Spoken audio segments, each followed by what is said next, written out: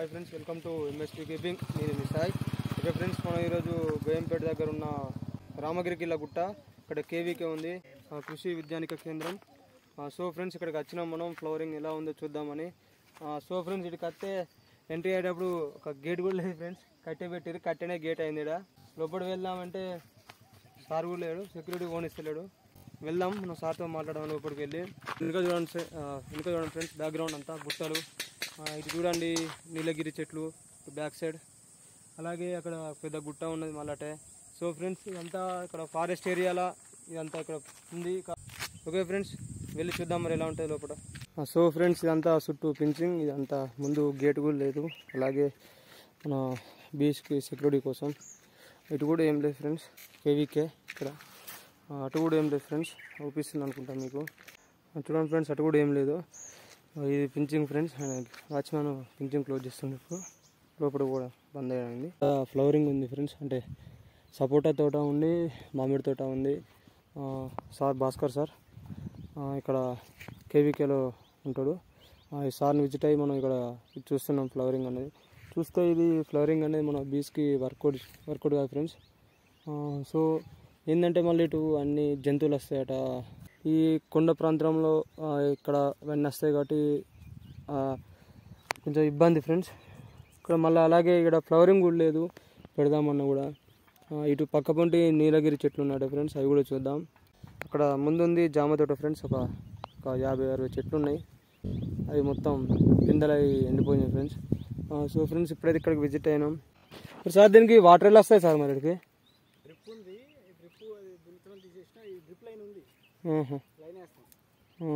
ఇక్కడ అంతా drip line కూడా ఫ్రెండ్స్. సో వాటర్ వేయడానికి అది ఉందట కాబట్టి ఏం కాదు.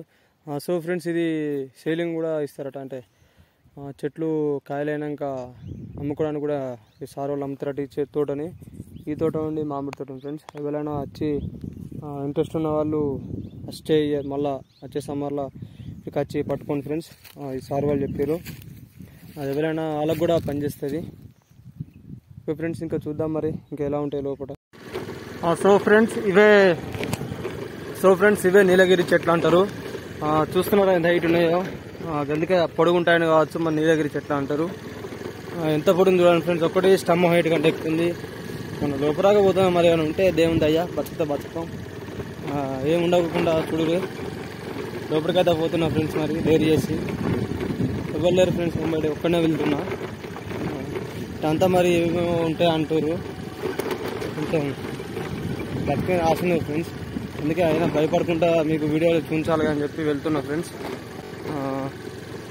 చూడండి ఫ్రెండ్స్, ఇళ్ళకి దారి ఉంది, కానీ వెంబడి పడితే దారి కూడా భయానికి దారి కూడా ఏర్పడేది ఫ్రెండ్స్.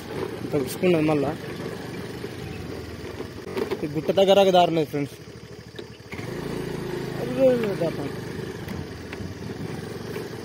వెళ్ళి మాత్రం మంచిగా వస్తాను ఫ్రెండ్స్, వేరే